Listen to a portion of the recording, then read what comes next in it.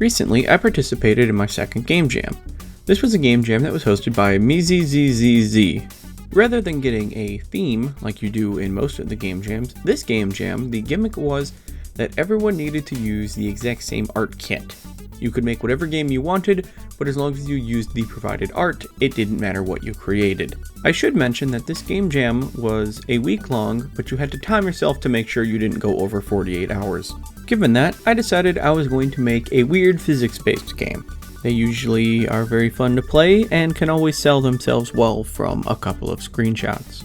After using 44 out of the 48 total hours, here's what I came up with. The game featured 15 unique levels, controller support, and even local co-op. You can go play the game over on itch.io. I will have a link in the description below. With that out of the way, I'm now going to talk about how I went about creating the game. The first thing I did was work on the character controller. I started by making him bend, and he could not bend very well.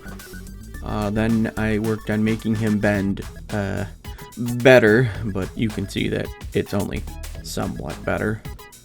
Finally, after much trial and error, I managed to get the body moving in a somewhat worm-like fashion. I created a small skateboard object for the worm to ride on. It worked pretty well, but unfortunately it went unused in the final version of the game. Next up, levers. Those worked without any problems whatsoever. Except for the fact that that was a complete lie, and I had to redo them so that they actually worked. But hey, once they did work, I was able to flip the lever on or off, and that could control a block's movement. Next up, it was time for rope. No good physics game is complete without some kind of rope. Actually, I have that on a t-shirt. Naturally, I was trying to push my worm to his limits, so I was trying to make him jump.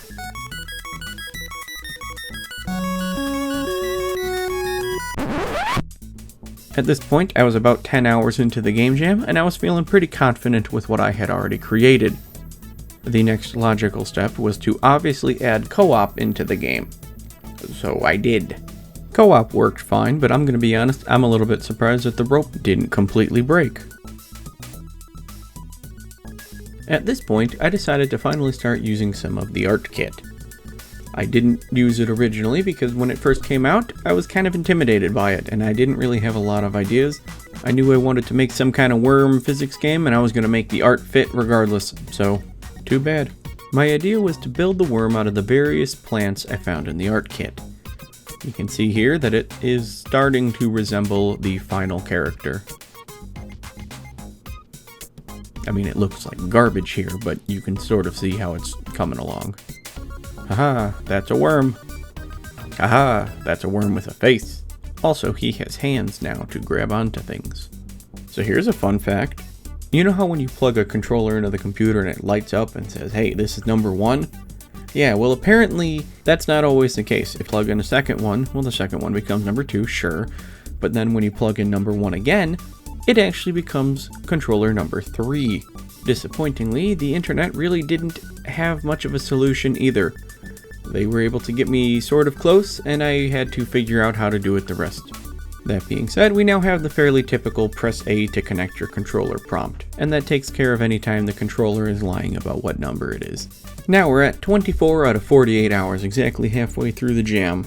I started working on the background art. It was very hard. Here's what I got. Not terrible, but my sister suggested that I take out the green hills and just leave the water and islands in the background, and that made it look a lot better. The title was created 31 hours into the jam. It's a title screen. Moving on. I worked on creating new levels, and discovered that moving platforms do not like to be grabbed. The final thing I did for the game jam was to recreate a new farmer character. The original one was just way too small and he didn't look right in the game, so I built a new one. I'm really happy with how this game turned out. I learned a lot of things. Actually, I learned just one thing. I learned that Unity physics joints kinda stink. Hinge joints, for example, don't constrain the distance, which means you have to use a second joint in order to make sure the worm doesn't get horribly stretched apart. Other than that, the game wasn't super challenging overall. The game is playable over at itch.io, and I will have a link for that in the description. If you enjoyed the video, you should subscribe to the channel. It would mean a lot to me. I have a lot more videos planned for the future, however, school is now starting soon, so it's very possible the future actually means December. But if you hit the bell, you'll at least be notified when they do come out, so look forward to that.